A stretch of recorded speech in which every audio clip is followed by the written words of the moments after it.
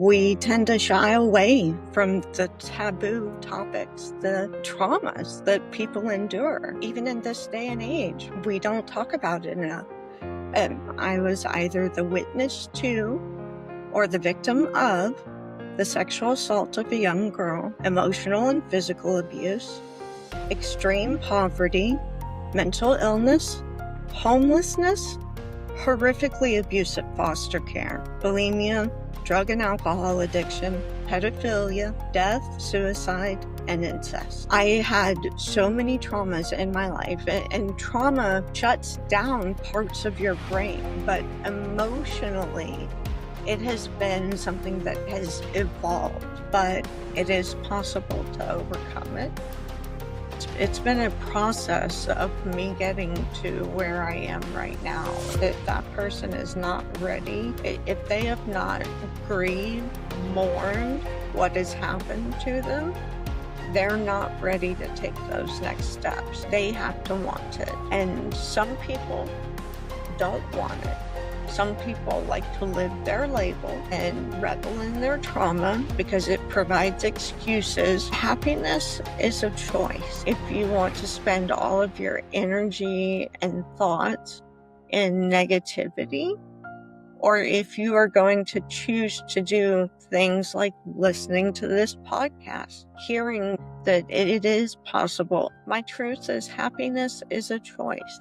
An exploration of trauma, transformation, and triumph. Your healing starts here. And we are back with another episode of Through the Trauma Podcast. I am Amber Larkins, your host, and today I have a very special guest with me. She is an author, and she has a book coming out called Unbroken. In this book, she discusses topics of abuse, and she's going to get into some of this with us today, but a very, very emotion-filled book that I think is probably would resonate with a lot of people. So today we have with us Miss Adriene Caldwell. Adriene, thank you so much for being here today and for spending time with us, talking about your book and talking about your story. Thank you very much, Amber. I appreciate it. It's a tremendous privilege to be on the show with you. Well, it's my privilege to host you here, and I know these topics are not always easy to talk about, and I always am just blown away by the courage of the people that come on here and share their story, and there's so much hope that's given through our voices and through being able to share these stories. So I'm very grateful for people like you that's courageous enough to come on here and share the things that people don't want to talk about. Thank you. Thank you very much. That is true. We tend to shy away from the taboo topics, the hardships, the tragedies, the traumas that people endure. Even in this day and age, we don't talk about it enough. My family personally doesn't believe in mental illness, if you can believe that. So just to let you know a little more about me, I'm Adriene Caldwell. I'm the author of Unbroken, Life Outside the Lines. If you go to my website at unbrokencaldwell.com, you'll get the prologue and chapter 1 of my book completely free, and I don't spam. But the book is the story of my life from early childhood to really early 20s. And during this time, I was either the witness to or the victim of the sexual assault of a young girl, the drowning death of a child, emotional and physical abuse, extreme poverty, mental illness, homelessness, horrifically abusive foster care, bulimia, drug and alcohol addiction, pedophilia, death, suicide, and incest. So, Amber, which topic would you like to discuss today? I mean, my goodness, that is a long list of traumas. And, I cannot even begin to wrap my mind around it or even fathom having gone through that much trauma. And I know that trauma is a thing in life that we all suffer through some form of trauma. I think all people, it's part of human existence. But when you have this many things that's like compounding, how does one even overcome that and get to the place where you are today? Just can you kind of give us a general view of that? Absolutely. So I didn't get to where I am quickly or easily. My early 20s after the childhood, I was self-medicating, drugs, alcohol, and I was going to psychiatrists seeking help, seeking medication. In fact, my Aunt Rose, she became my second mother. We attended at least 10 psychiatric appointments to try to find an antidepressant that would work for me. I had so many traumas in my life, and trauma actually shuts down parts of your brain, the parts that make the happy chemicals, the endorphins. When traumatized, that's one of the effects. Your brain no longer makes those happy chemicals. So I knew from age 15 and on that I would have to take antidepressants to supplement what my body doesn't. Early 20s, mid-20s, drugs, alcohol. It really wasn't until I had my daughter at 25 that I started to clean up my life. But emotionally, it has been something that has evolved. And I'd say during all of my 20s, the majority of my fees, at least early fees, I compartmentalized almost everything. And I think of it as put it in a box and put it on a shelf, and that's where it stays. And we just don't look at it. We don't talk about it. We don't think about it. I just shove it down. And the journey has definitely included therapy. I have been hospitalized, psychiatric hospital twice. Therapy, I had thought therapeutic foster care when my mother relinquished rights. I was placed in therapeutic. It was actually more abusive than what I went through with my mother, but therapy and really just speaking with people and listening to others and seeing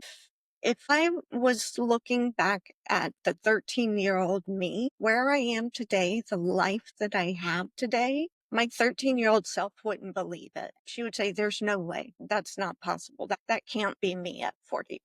So it's been a journey, and writing this book has been incredibly impactful in helping me to really take those boxes off the shelf, open them up, look at them, go through them. I've had some revelations writing this book that I really didn't expect. I didn't know there was anything more to discover. So it's been a long journey, but if you read my prologue, you'll understand my breaking point, the point where I stopped and said, I can't keep living on my life like this. And I decided to make changes. I decided to stop and to take care of my daughter. And I swore to myself that I would give her the childhood that I didn't.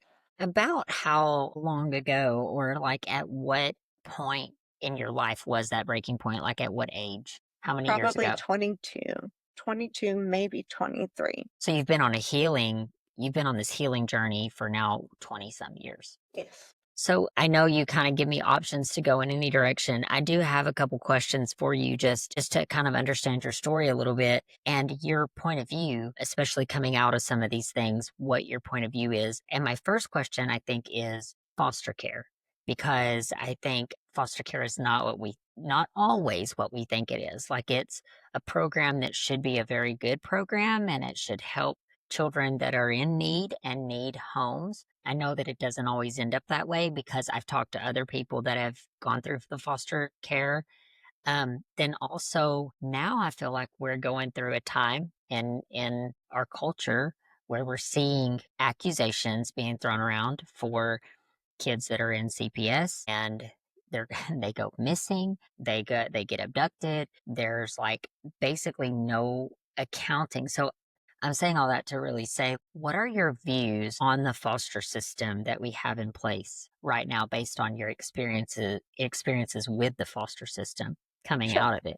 Is it okay if I share some of my Yes, experiences? please do. Please do. Okay. So I was 13 when I was placed with the foster mother. Her official name in my life is the B from hell, TBFH. That is her name. In my book, I refuse to give her a name. She did so much damage to me emotionally that I've had nightmares about her as recently as 3 months ago.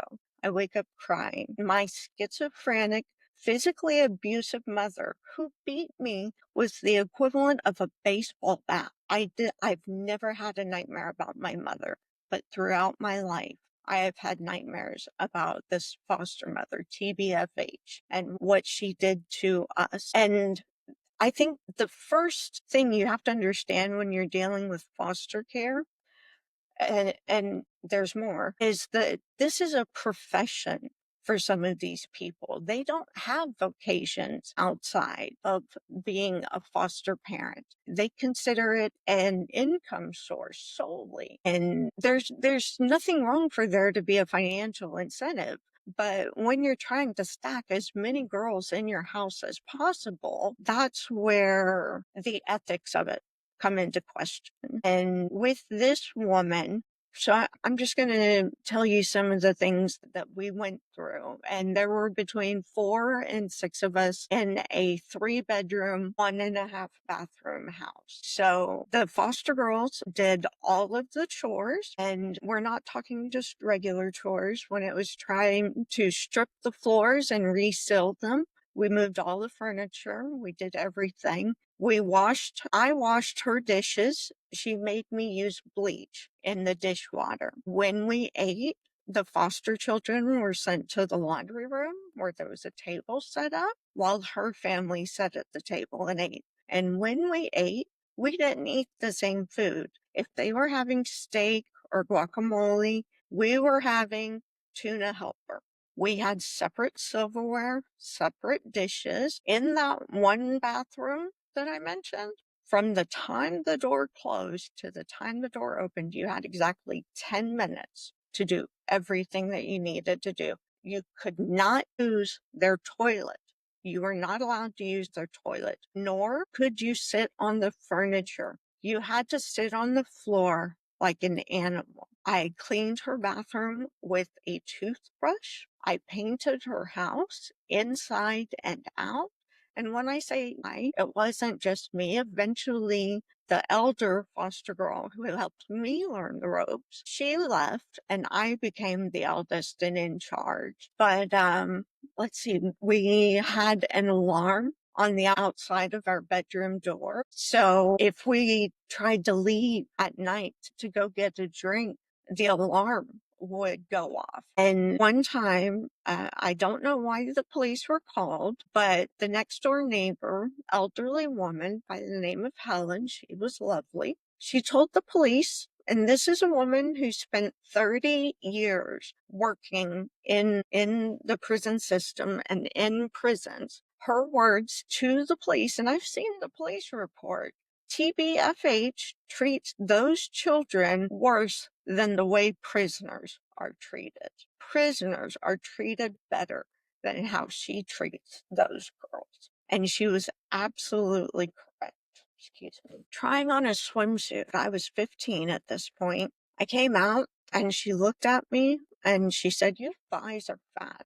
I'm surprised you haven't started throwing up so that you can lose weight." And that started a 30-year battle with bulimia for me. Now, not only is it a profession, I'm sure you're aware, or some of your audience may not be aware, but 20% of the U.S. prison population is former foster children. And here in the state of Texas, I think it's the same with most states. Any ward of the state, so when you're 18 and your parents have relinquished their rights, the state is your ward, is your custodian, your guardian. You can attend any in-state public university free of tuition, no fees, no tuition. 2 to 3% of foster kids attend college, despite the fact that it's free. It's free.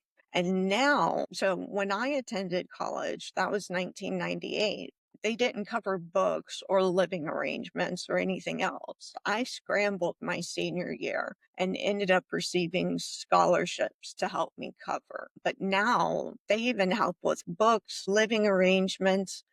It's amazing what is being offered. I would have killed to have it back when I was starting college, but 2 to 3% of foster kids, and it's free. And it's not just college; it's vocational programs.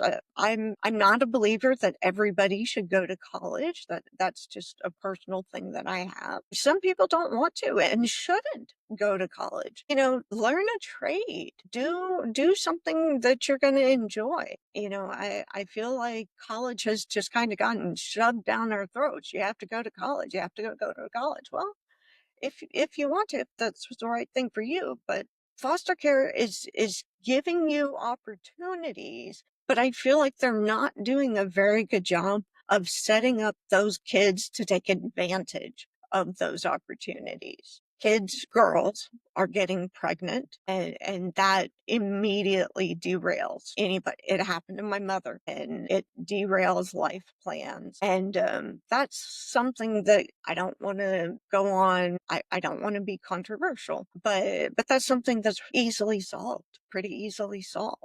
Other things, not finishing high school. If you How put would how would I'm sorry to go interrupt you, for it. but how would, in your thoughts, what is the way to solve that? Because I'm here. Let me just want to say this, that I'm hearing you say this, and it's deeply saddening to my heart. Like it breaks my heart to think about it. But I I feel like there's so much power in what we speak over people, and what, especially kids, especially because they need guidance and they need direction.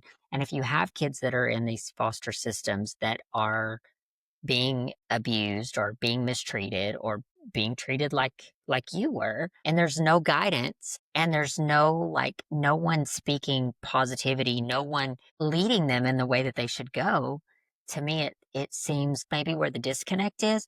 But I'm curious what your thoughts are as far as like what to do to, if it's an easy fix, like what does that look like? One thing that most people don't know is a lot of foster care is contracted out. It's outsourced, and the supervision over those companies is negligible. And that is really just a start. The foster parent that I had, TBF, she worked for a company that was contracted with the state of Texas. That company doesn't do business, foster care business in Texas anymore.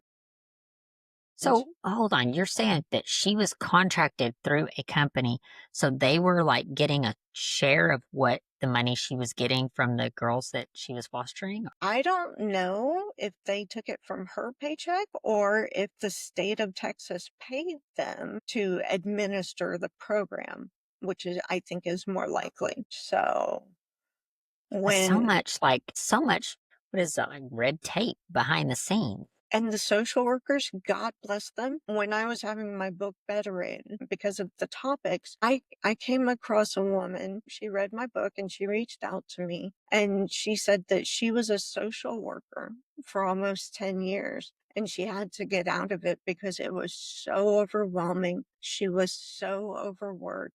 They were there. They did not have sufficient resources. I feel like it's a top and a bottom problem. At the top, we don't have the guidelines, we don't have the implementation, we don't have the structure that we need.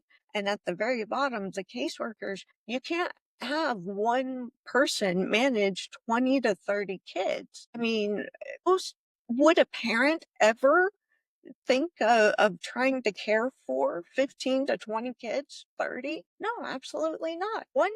I have one daughter. When she was 13, she was either screaming or crying. Those were the options, screaming or crying. And the idea that a social worker is going to be able to supervise the foster parents and to ensure that things were going to go well. A very reasonable question people often ask me when I've explained about the trauma I experienced living with TBFH was, well, why didn't you speak up? Well, okay, if I spoke up to my foster mother's boss, they're going to talk with her. And guess what? I live with her. So that's not going to end well. That's not really an option. The next one, why don't I move? Well, There is a severe shortage of foster care providers. We literally don't have enough people taking children into their homes. So I wouldn't have gone to another home. I would have gone to a girls' shelter. And who knows how long I would have lived there. So I chose the devil that I knew. So that's why I stayed. I ended up getting a congressional scholarship to do a 1-year foreign exchange to Germany. And that's what changed my life. So, well, there have been a few things that have truly been impactful for me. Did you personally experience the sexual abuse, and was there sexual abuse that was happening in that home? Not in that home, not through foster care directly. And you picked a tough one. Others would call it pedophilia. Other people looking at me would say I was the victim of a pedophile. And it started very gradually, but the beginning was while I was with TBFH. But not inside the home. No, no. When my mother relinquished rights, it was with the specific expectation that my brother, who was 9 years younger than me, so he was around 4 at the time, I was 12, that we would be placed with my best friend's family. And after a year of the placement, they kept my brother and kicked me out. The family that adopted my brother, and I am grateful to them for doing what they did for him. They raised him, they helped him. He was severely developmentally delayed. At 4 years old, he had a 10-word vocabulary. And his adoptive mother worked just nonstop to really help him. And he's now living an independent, good, healthy, happy life. And it is to her that I am grateful for that. But for me personally, I was told that I could no longer remain in the home and that I would be transferred to an aunt and an uncle. And it was the father of my adoptive brother that people would call the pedophile. So the reason I asked that question is because I know that sometimes there are living situations, especially within foster care, where there's a lot of sexual abuse. And I've had other guests on the podcast that have shared these kinds of things coming out of foster care, going into foster care, and having these experiences. And I'm not one to say what's worse or what's better. I don't know trauma is good, and we all process trauma a little differently. So different things can happen to different people, and it can be processed a little differently or held within the body a little differently or whatever. Regardless, I would think abuse on any level is bad, but when you have multiple forms of abuse happening at one time inside of a home, it kind of disintegrates anything good. I mean, I would have to imagine that. I don't know that. I've never been in foster care personally, but just from having to try to wrap my mind around what this looks like in the mind of a child, children are not developed. Even at, as teenagers, we don't even know how to manage our emotions. As adults, I'm in my 40s as well. I'm 45.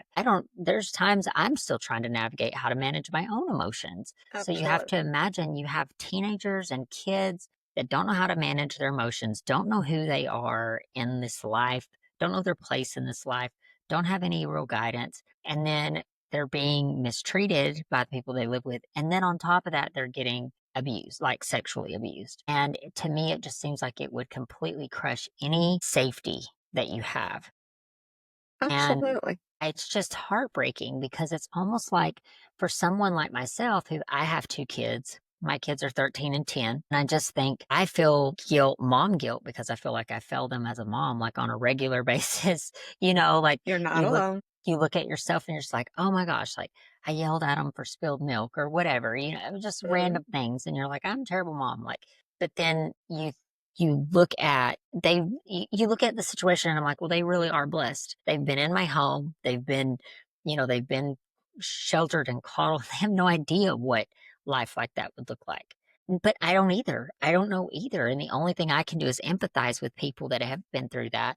And I'm so grateful for people like you that sharing your story, because this really brings me to my next question, which is what can we do as a society to help bring more awareness around this? And not even awareness, because that's important. But what do we do with that awareness? Once we have awareness that these things are happening to children that are helpless and vulnerable, what can someone like myself, or maybe someone that's even listening, what do we do? How do we take a stand, or how do we? I know not everyone's called to be a foster parent, but maybe You that's a have to give start. them hope. You have to give kids hope. You have to give them the hope that it's going to get better, that their lives will improve, that things will change. And you can't just say it, you have to make it happen. There are programs where they can get their driver's licenses. There are programs where they can learn about money management. There are now programs where instead of turning 18 and go find somebody's couch, they have transitional living where there's actually a plan in place for the foster care kids who want it. Now, there's a significant proportion of foster children who don't want that. They don't want the intervention. They don't want the involvement. They want to be on their own and left alone. They can do it by themselves. And they're not ready to accept the help that is being offered. And for those, whether it ends up being jail or worse, we're not going to be able to fix every foster kid because not every foster kid is ready for it. But I would say that you have to show them that it is possible. I'm kind of hesitant to say it, but I kind of hold myself out as an example. I have a life, as I mentioned earlier. I have an amazing life. I have a wonderful husband. I have my 20-year-old daughter who's going to college. I am blessed. And it was a very, very long road to get here. And like I said, my 13-year-old self wouldn't believe that I would end up where I am right now. But when I was in foster care, when they were handing out applications for a scholarship to go on a foreign exchange, that was my hope. That was my out. And I got it. Thousands of people apply and 300 get it. And I got it. And I was given an amazing host family and I blossomed. I developed. I got contacts. I lost 30 pounds. I cut my hair. Here's my belly button. And they trusted me. I asked them. So in Germany, 16 is the drinking age. I had just turned 16. I was like, so what's my drinking rule? And they're like, as long as you can make it home by yourself, you're fine. I was like, oh my God, this coming from living where I had an alarm on my bedroom door to we trust you to make good decisions and getting myself taking the train and the bus to school. It really just it couldn't have been more opposite of the environment that I endured while I was living with TBFH. So yeah, there's and I think everybody knows that there are problems. That's nothing new. There have been problems forever. It's the solutions that's the hard part, implementing the solution. And I think we get stuck there. Well, and I think someone who's never, like myself, who's never really had exposure to that. I have had some exposure over the last 2 years from doing this podcast, and diving into traumas and to other people's trauma and to just different things in the world that we don't talk about on a regular basis. And this is one of them. We don't talk about them. Years ago, there was a situation where my ex-husband now, but at the time we were married, and we had had my son, and we had talked about having another kid. I really didn't want another kid. He wanted more kids. And so I was like, well, let's talk about fostering. And we Mm, started going to the classes and mhm, had considered fostering. And the more we learned about it, the more it kind of scared me because it was unknown. And mhm. then, and then we have a baby. So it's like bringing in an older kid into a home with a newborn. That was what really scared me because I just didn't know enough about it. And then I'm like, if he wanted another baby, we should, we're getting older. So it's like, we need to go ahead and try to have another baby. If we're going to do that and foster later, well, later we ended up in a divorce, and there's the end of that. But that's the only exposure that I really had to foster care. And even in that, there was a heavy, like, in going to the classes and Mhm, seeing all the other families that's there, and mhm. not even families, people, like you said, I caught that vibe that there's people there that's doing this just for money. They already have several foster kids. They want another foster kid. And then I taught preschool the very first year my son was in preschool because I wanted to get a good idea for the program. And so I just Nice. took on doing this preschool. And there was, I think, one or two foster kids we had in there. It's run through a church. And so I had a little bit exposure with that. But the obviously the mom was like, she was amazing. And she would have these little babies and they were just adorable. So other than that, I really didn't have much exposure to foster care until later on in life when I started this podcast and I started talking to people. But I do think that I'm saying all of that really to say that there's an unknown thing to the general population to what Mm, is really going on behind foster. Like, I don't think people really absolutely. know. There's a layer of the unhidden that we don't see. We live our lives here, and there's all of this going on below. And what I would suggest for you, if you're still interested in fostering, before you do that, mentor. And that is something that many people can do, not the requirements are generally contact once a week, visit once a month. So really, that's not a lot of a commitment, but it is a commitment. So if you do agree to be a mentor to a foster child, that foster child has expectations. So you can't enter it lightly, but that's another way of giving them hope, showing them the life that you have and how you got it, because foster kids don't know that. Their parents aren't able to teach them that. Their parents don't have that life. So how is the child supposed to learn? When I was standing in line at my graduation ceremony from college, I wondered, when are companies going to come start scouting me? I'm graduating. Why haven't they come to me? And there's an explanation. I'm not completing that, just a little bit. On some of my standardized tests, I tested very well, and I was marked by the Duke Talent Identification Program and was sent to a 3-week summer camp where we did a year's worth of work in 3 weeks, a year's worth of high school work. So they had targeted me and sent me the application and told me about it. And so I assumed college would be like that the employers would recognize, look at her.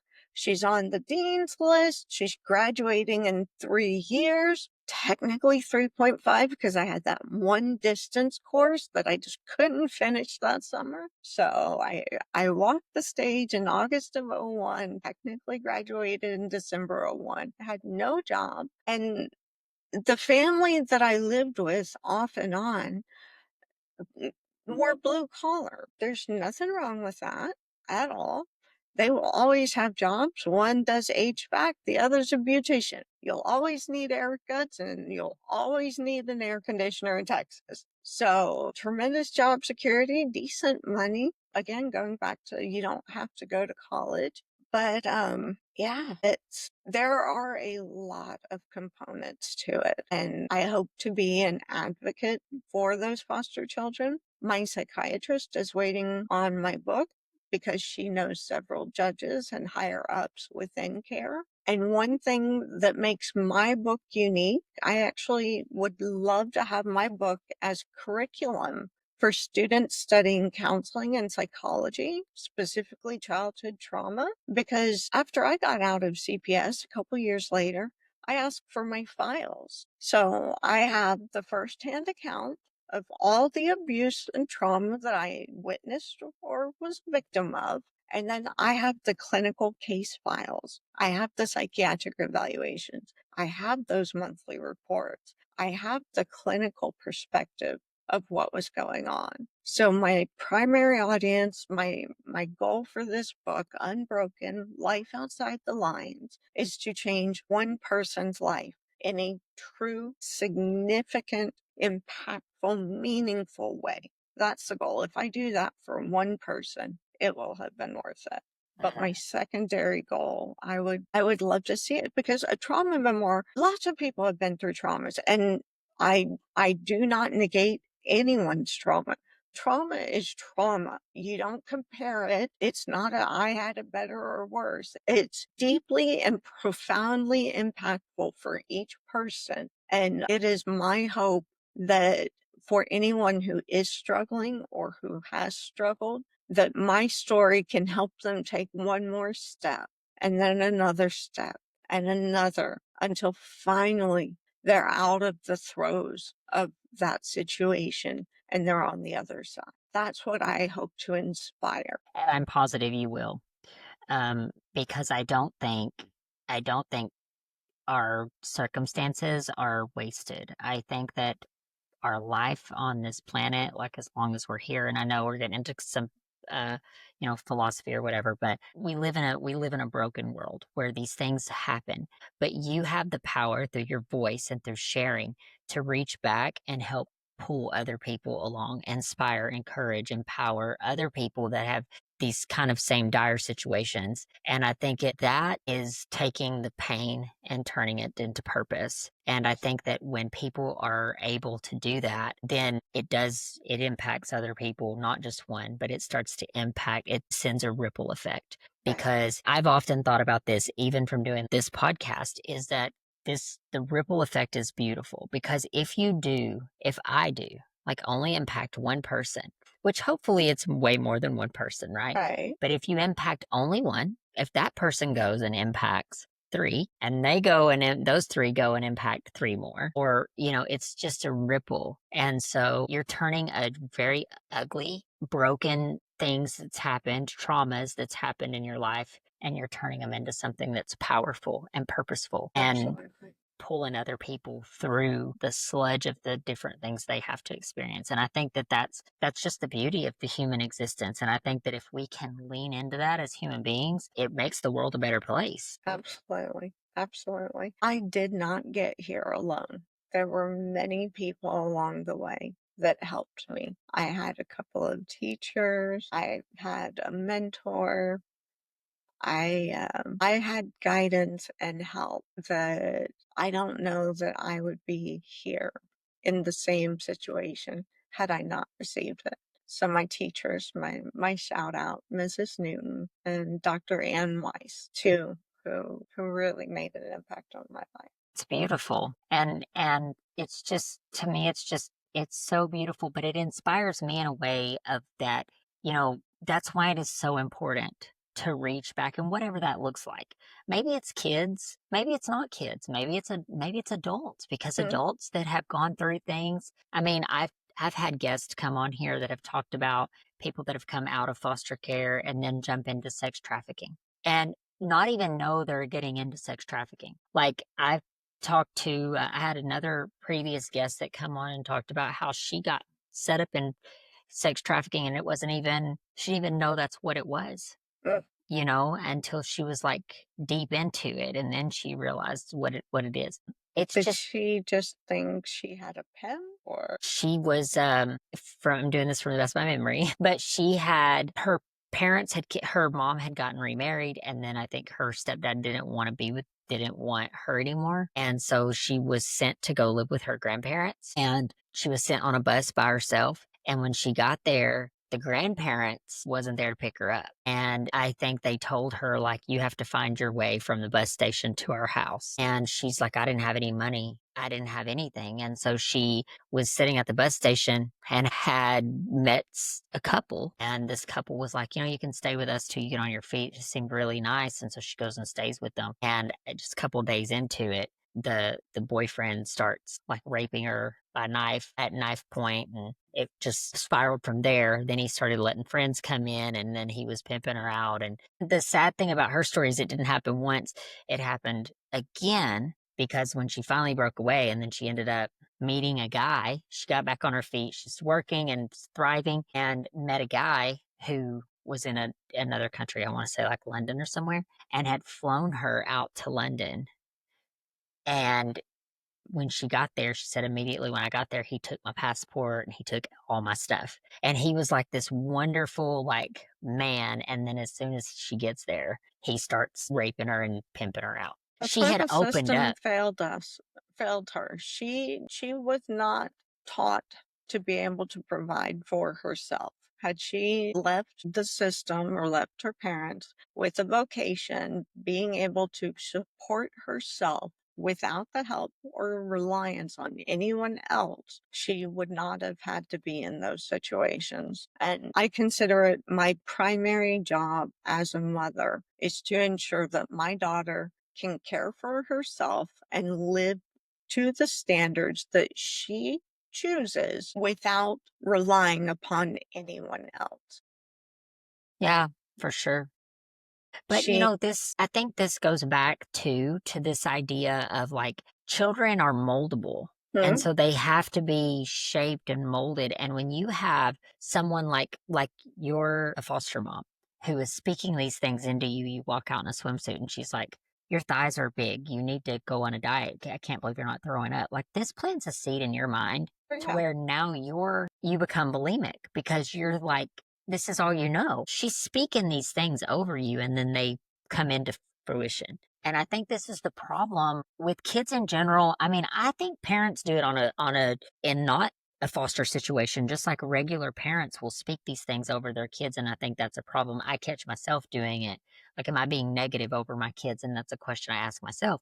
But when you have an authority figure who doesn't care, that's the problem. When they just really don't even care. It's like, I don't care if I'm speaking these negative things. And not only am I speaking negative over them, I'm doing negative actions over them. When you have these kids coming out of like sexual abuse, it's like, that you're ruining the trajectory of that child's life. You are completely crushing any form of safety or protection to a child. correct.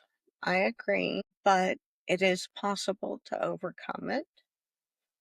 And it is if you remain the victim, then that's your role. You don't get to move from victim to survivor. And it's horrific what happens to people. It's horrific what happened to me. But in my mind, for many years, as I mentioned, it's been a process of me getting to where I am right now, emotionally, mentally. It's taken decades and, a few antidepressants and anti-anxiety meds. But I have a question here for you because and this is something I go back and forth in my own mind about this idea of these horrible things have happened and you've been traumatized and then you don't want to stay a victim forever. But there is a space there where I think anyone who's ever been through any type of trauma, like I can relate to depression. And I know that when you're in the middle of depression, it's really hard to pull yourself out of it. I have depression rules. I'm And sorry to interrupt.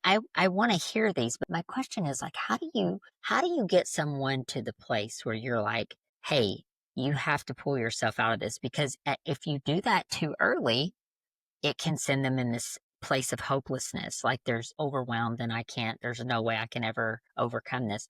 But there is a place where you do, like, I hear what you're saying. You have to be tough love and you have to say, like, look, you can't live in this victimhood forever. Like, we've got to pull yourself out of this. How do you navigate that? You don't do that.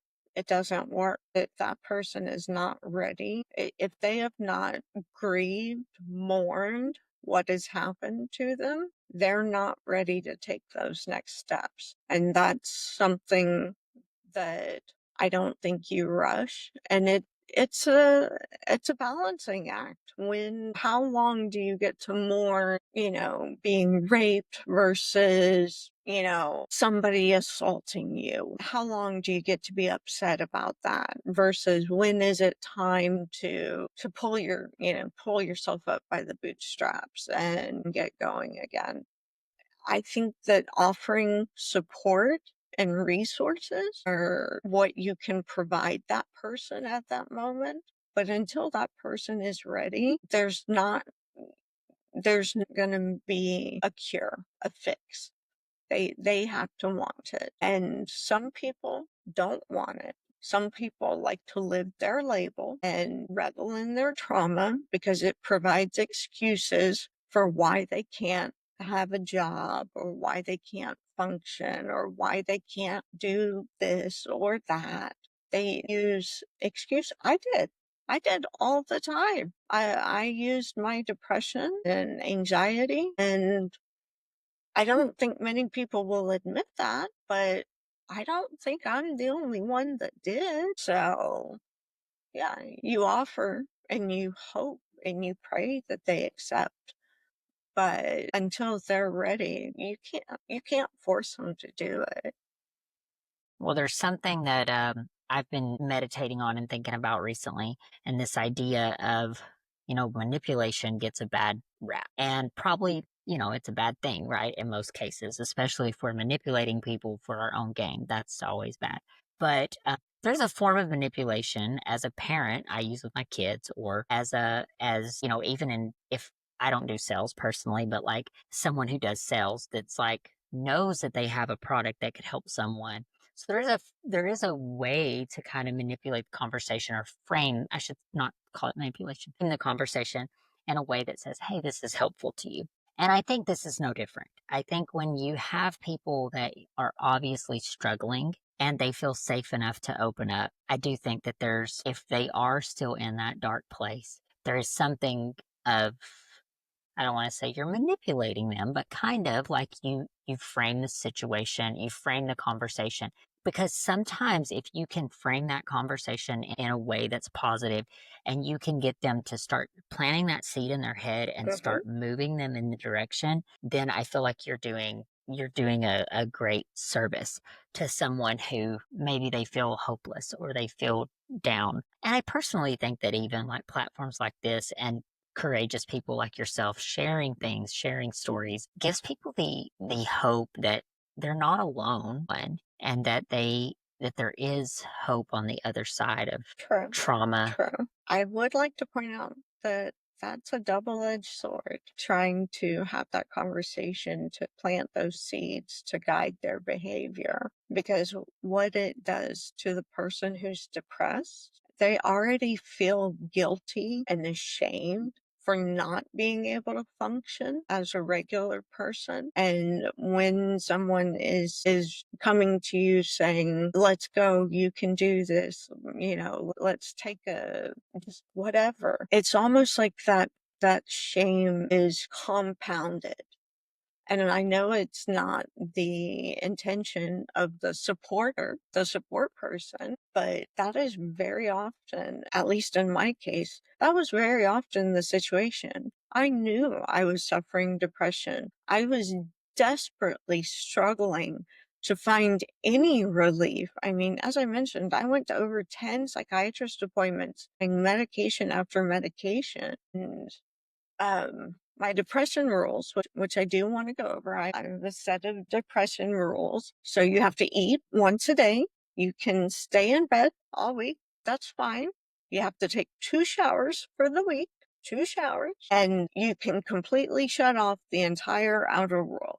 That is okay. You can stick your head in the sand. You can be an ostrich. Those are my depression rules. And eventually, a couple of days, maybe a week or two, you'll stick your head back out and you might be ready to take some of those baby steps. But it's a very fine line to walk when you're trying to be supportive and helpful and hopeful and trying to help somebody to get to a better place, because it can backfire on you.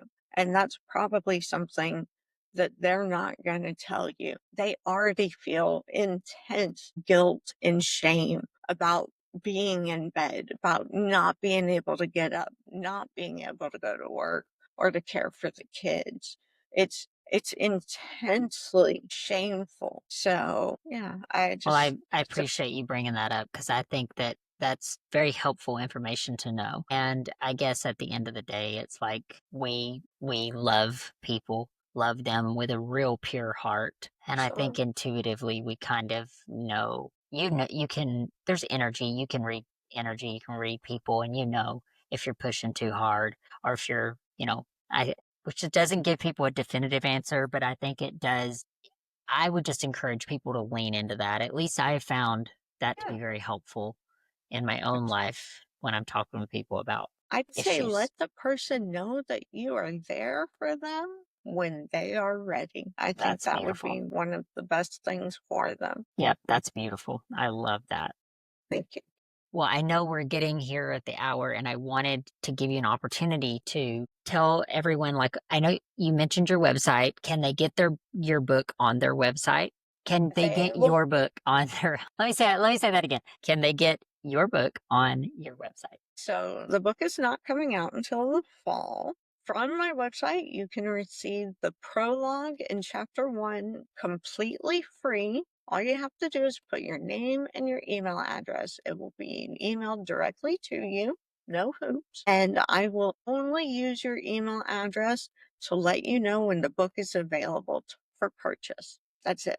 So Awesome. my book is Unbroken Life Outside the Lines, and my website is Unbroken Caldwell, CALD well.com. So. I love it. And Adriene, if you kind of had like a big thing that you wanted to really leave my audience with, kind of just based on what we've talked about today, just encouragement, or what kind of advice or what kind of thing would you want to leave them with? Really?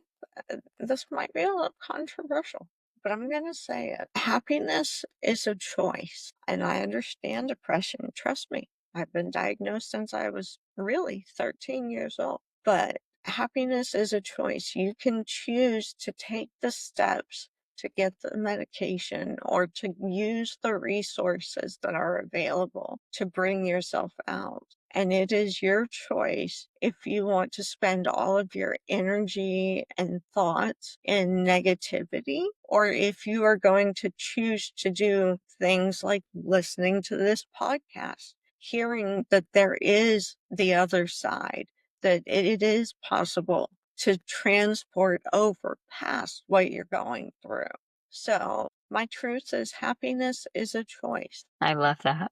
That's beautiful. Adriene, thank you so much for, again, your courage and just sharing and your heart for wanting to just help other people through this, these different types of traumas. I think you relate to a lot of people, and I just am very grateful for your heart behind everything that you're doing. Thank you very much, Amber. It has been a privilege to be on your show.